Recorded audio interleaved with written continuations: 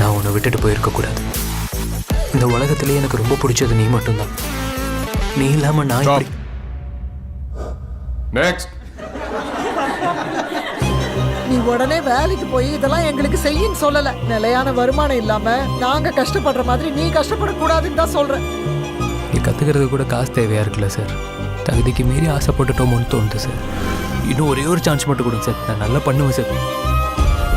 இப்போ எல்லாரும் முன்னாடியும் அசிங்கமா ஆயிடுச்சுப்பா. வீரா ஏன்டா உன்னை விட்டு போனா? சொல்றா, ஏன் விட்டு போனா?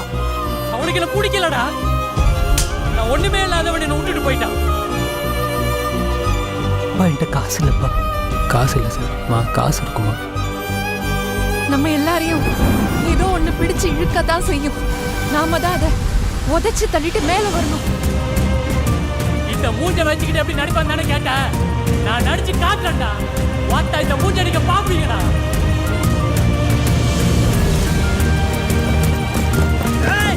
வாழ்க்கையில் நான் ஜெயிக்கிற வரைக்கும் எனக்கு யாரும் வேண்டாம்ப்பா.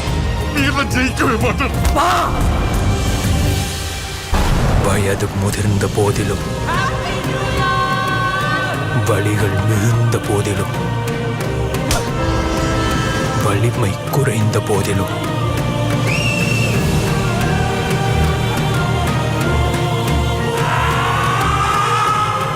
வீரன் வாழ்த்தரிப்பதை நிறுத்துவதில்லை.